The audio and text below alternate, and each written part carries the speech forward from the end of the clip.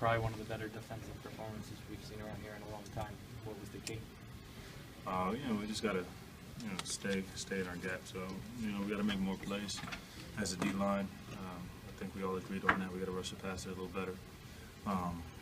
But they're very vanilla team that do a few things very well. So, kudos to them. They play well, and we just gotta make one more stop. Were you on the field for that last 3rd and 7 when they ran the ball and got the first down? I was. What happened there? Couldn't even tell you. We had to look at the film. Probably just a little positioning things, but it shouldn't come down to that. We saw Quanzell go down. How is he doing? What happened on that play, and what was it like seeing that happen on the field? Quanzell made the play. You never want to see one of your guys get down, but we're hoping for a speedy recovery. Whatever's going on with him, I'm not really sure, but we can't wait to have him back. Julian, I'm sure, I know you guys live in like a health center bubble, but I'm sure you guys heard students were talking about maybe not coming to the game, and then they all came, 10,000. How much did that mean to you guys? Did they make a difference? I mean, how much were you even aware of that? I wasn't very aware of that. I guess they said that. If you want to come as a student, that's awesome. If you don't, that's cool too. We're still going to play the game. But we always support. We always love support.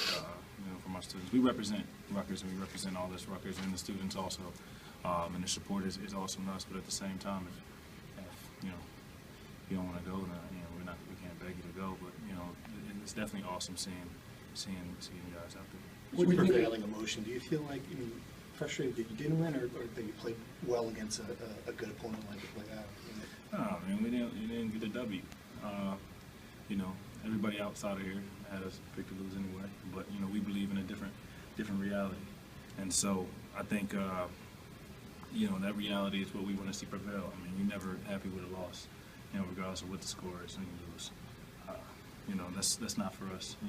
Our job is to win. We'll do a better job next time. I got to play a little bit better. I got to make more plays for my team. Where'd you get the shirt from? The shirt? Oh, Riot Squad. That's what I'm saying. The students. I definitely miss the Riot Squad guys. They're awesome people. Talk about school pride. The Riot Squad definitely comes up and shows up. I've gone to a soccer game this year. Where we can make them. They're out there. We and Derek were out there with the guys and girls. Definitely cheering those guys on. But sit through the whole game, win or lose, and they're definitely the heart of what represents a prideful school. How much did you hear them today? A lot, man. You hear it. You hear the students. You hear the support. You hear the crowd. It affects the game. They got a false start late. One of the false starts, when you can't hear, they're going off silent counts. You have a lot of offensive linemen trying to jump the snap because it is a silent count. A quarterback might try to check. They might move. We can do more move things to make them jump. So it's definitely a big effect on the game. And when you're playing at home, it's wonderful to feel that support. When your offense is on the field, looking to go ahead, late, and they're down in the red zone. That sequence, are you thinking, we got this here, or what is that emotion like when you see before the fumble? You know what I mean? Before, and you guys are trying to take the lead. Did you feel like the game was there for the taking? For sure. It's just believing, man. Every time we come into one of these rooms, you believe. I believe my offense is going to score every time I'm in the field. It is what it is. That's their job. And my job is to stop the offenses.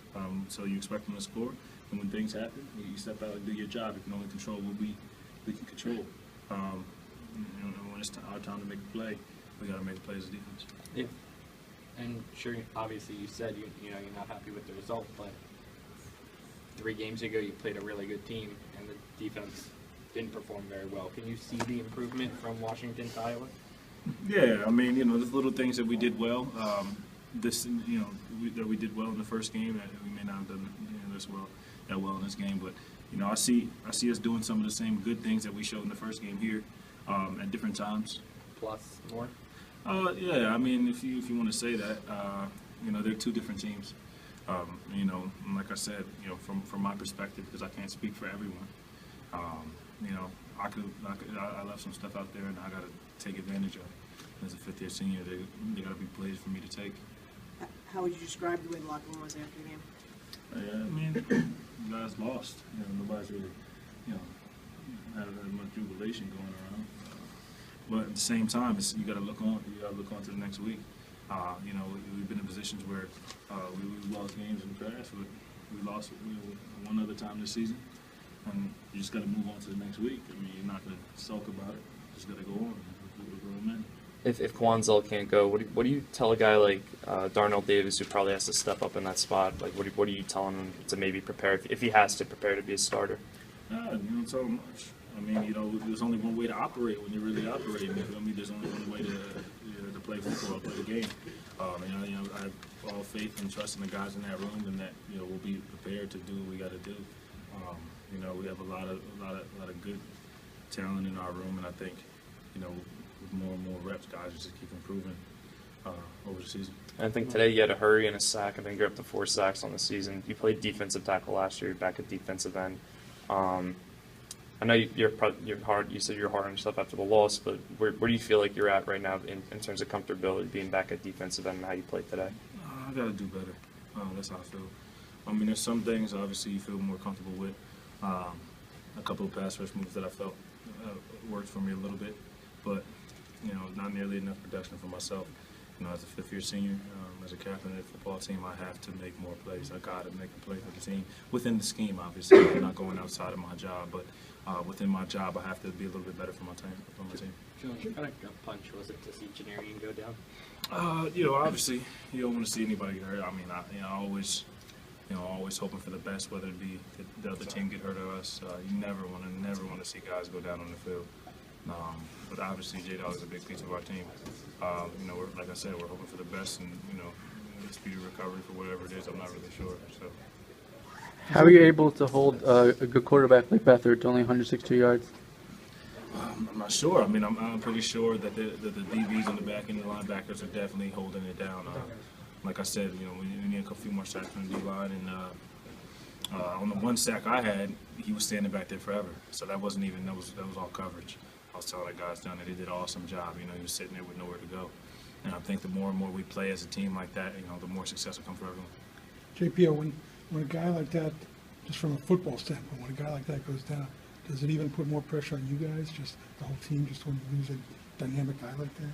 No, I mean, I think it's just a situation of everyone has a job. I mean, there's a lot of people on scholarship here. And I think, you know, when your number's called in the system, we have to step up and play. And I think that's what we're all trained at. We're all trained to do. You know, it's nothing different.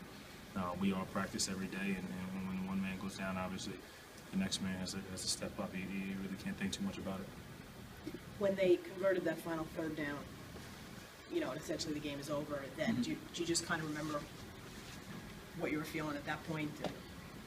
I mean, well, it sucked. You know, they got the first down.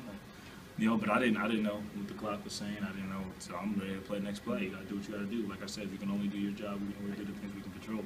But once at that point, it's like, all right, cool, good team. And it's on to the next one. You can't really dwell too much. You're able to kind of just flip that right away, otherwise. Well, as an older guy, you know, in my head, I can't really dwell on it. You know, if I overthink too much or whatever, like, what am I going to do now? You know, you got to move on. You got to make sure. And I really just, you know, told the D that this is our house and this is our team. And that's what we do it for, man. And it's, remember why you play the game. And every day we go out to practice, we stretch lines. I'm next to Sebastian. I tell him, man, it's a beautiful day. Why? We have every opportunity in the world. Because we're alive. We have every opportunity in the world to do what we want to do and get better at what we want to do, football or beyond. And so you really can't get too down. Obviously, you want to win, but if it doesn't go your way, you just have to make sure you do it right next time.